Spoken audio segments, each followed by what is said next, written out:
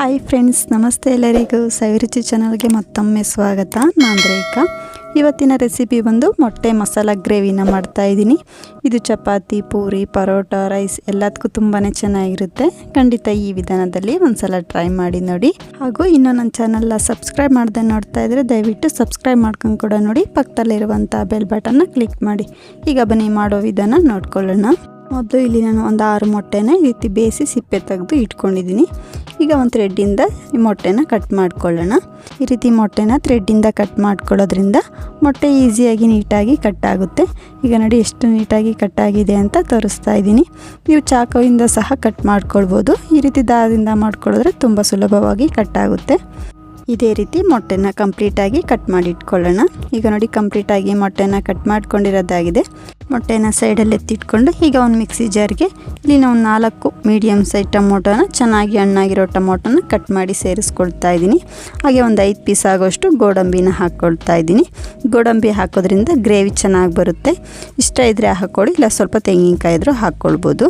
ಹಾಕ್ಕೊಂಡು ಇದನ್ನ ನೀರು ಹಾಕ್ತಲೇ ನುಣ್ಣಗೆ ರುಬ್ಕೊಂಡು ಬರೋಣ.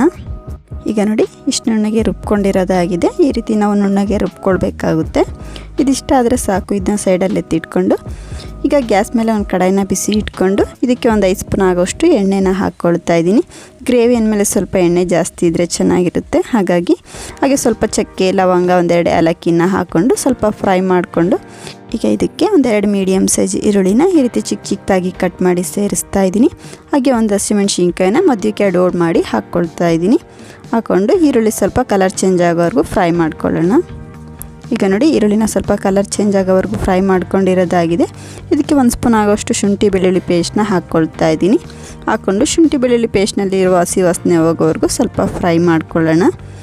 ಈಗ ನೋಡಿ ಫ್ರೈ ಮಾಡ್ಕೊಂಡಿರೋದಾಗಿದೆ.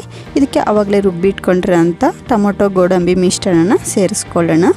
ನಾವು ಟೊಮೊಟೊನ ಹಸಿದೆ ಹಾಕ್ಕೊಂಡು ರುಬ್ಕೊಂಡಿರೋದ್ರಿಂದ ಈ ರೀತಿ ಎಣ್ಣೆಯಲ್ಲೇ ಚೆನ್ನಾಗಿ ಮಿಕ್ಸ್ ಮಾಡಿಕೊಂಡು ಫ್ರೈ ಮಾಡ್ಕೊಳ್ಬೇಕಾಗುತ್ತೆ. ಈಗ ನೋಡಿ ಈ ರೀತಿ 1 ನಿಮಿಷ ಎಣ್ಣೆಯಲ್ಲೇ ಚೆನ್ನಾಗಿ ಫ್ರೈ ಮಾಡ್ಕೊಂಡಿರೋದಾಗಿದೆ. ಈಗ ಇದಕ್ಕೆ ಡ್ರೈ ಮಸಾಲೆಗಳನ್ನ ಸೇರಿಸ್ಕೊಳ್ಳೋಣ. ಇಲ್ಲಿ ನಾನು ಒಂದು ಅರ್ಧ ಸ್ಪೂನ್ ಆಗೋಷ್ಟು ಖಾರದ ಪುಡಿನ ಹಾಕ್ಕೊಳ್ತಾ ಇದ್ದೀನಿ. ನಿಮಗೆ ಖಾರಕ್ಕೆ ಎಷ್ಟು ಬೇಕೋ ನೋಡಿ ಹಾಕ್ಕೊಳ್ಳಿ. ಹಾಗೆ 1 ಸ್ಪೂನ್ ಆಗೋಷ್ಟು ಧನಿಯಾ ಪೌಡ್ರನ್ನ ಹಾಕ್ಕೊಳ್ತಾ ಇದ್ದೀನಿ. 1-2 ಚಿಟಿಕೆ ಆಗೋಷ್ಟು ಅಡುಗೆ ಅರಿಶಿನ, ಹಾಗೆ ಒಂದು ಚಿಕ್ಕ ಸ್ಪೂನಲ್ಲಿ 1 ಸ್ಪೂನ್ ಆಗೋಷ್ಟು ಗರಂ ಮಸಾಲನ ಹಾಕ್ಕೊಳ್ತಾ ಇದ್ದೀನಿ. ಹಾಕಿ ಡ್ರೈ ಮಸಾಲೆಗಳನ್ನು ಸಹ ಎಣ್ಣೆಯಲ್ಲೇ ಸ್ವಲ್ಪ ಫ್ರೈ ಮಾಡ್ಕೊಳ್ಳೋಣ.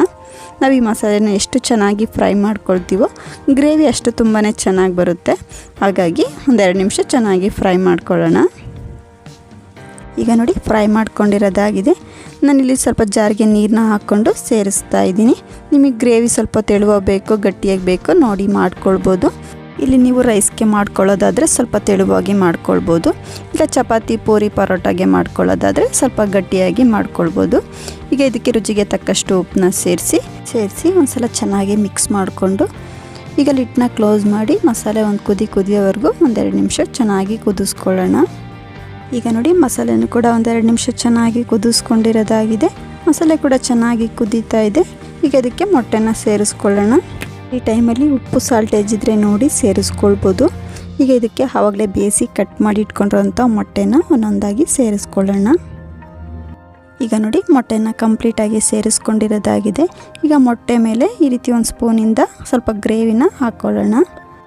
ಹಾಕ್ಕೊಂಡು ಮೊಟ್ಟೆಗೆ ಸ್ವಲ್ಪ ಗ್ರೇವಿ ಚೆನ್ನಾಗಿ ಹಿಡಿಬೇಕು. ಹಾಗಾಗಿ ಒಂದು ಪ್ಲೇಟ್ ಮುಚ್ಚಿ 1-2 ನಿಮಿಷ ಕಮ್ಮಿ ಉರಿಯಲ್ಲೇ ಕುದಿಸ್ಕೊಳ್ಳೋಣ. ಈಗ ನೋಡಿ 1-2 ನಿಮಿಷ ಕಮ್ಮಿ ಉರಿಯಲ್ಲೇ ಕುದಿಸ್ಕೊಂಡಿರೋದಾಗಿದೆ. ಗ್ರೇವಿಯಲ್ಲಿ ಈ ರೀತಿ ಎಣ್ಣೆ ಕೂಡ ಚೆನ್ನಾಗಿ ಬಿಡ್ತಾ ಬರ್ತಾ ಇದೆ. ಈಗ ಇದಕ್ಕೆ ಕೊನೆಯದಾಗಿ ಸ್ವಲ್ಪ ಕೊತ್ತಂಬರಿ ಸೊಪ್ಪನ್ನ ಸೇರಿಸ್ಕೊಂಡ್ರೆ ಮೊಟ್ಟೆ ಮಸಾಲ ಗ್ರೇವಿ ರೆಡಿ ಆಯಿತು. ಖಂಡಿತ ತುಂಬಾ ಚೆನ್ನಾಗಿರುತ್ತೆ ಫ್ರೆಂಡ್ಸ್. ಈ ವಿಧಾನದಲ್ಲಿ ಒಂದ್ಸಲ ಟ್ರೈ ಮಾಡಿ ನೋಡಿ. ಹೇಗಿತ್ತು ಅಂತ ಕಮೆಂಟ್ ಮಾಡಿ ತಿಳಿಸಿ. ನಿಮಗೆ ಈ ಮೊಟ್ಟೆ ಮಸಾಲ ಗ್ರೇವಿ ರೆಸಿಪಿ ಇಷ್ಟ ಆಯಿತು ಅಂದ್ಕೊಳ್ತೀನಿ ಫ್ರೆಂಡ್ಸ್. ಇಷ್ಟ ಆದರೆ ಈ ವಿಡಿಯೋಗೊಂದು ಲೈಕ್ ಮಾಡಿ, ಶೇರ್ ಮಾಡಿ. ಹಾಗೂ ಇನ್ನು ನನ್ನ ಚಾನಲ್ನ ಸಬ್ಸ್ಕ್ರೈಬ್ ಮಾಡದೆ ನೋಡ್ತಾ ಇದ್ದರೆ ದಯವಿಟ್ಟು ಸಬ್ಸ್ಕ್ರೈಬ್ ಮಾಡ್ಕೊಂಡು ಕೂಡ ನೋಡಿ. ಪಕ್ಕದಲ್ಲೇ ಇರುವಂಥ ಬೆಲ್ ಬಟನ್ನ ಕ್ಲಿಕ್ ಮಾಡಿ. Thank you.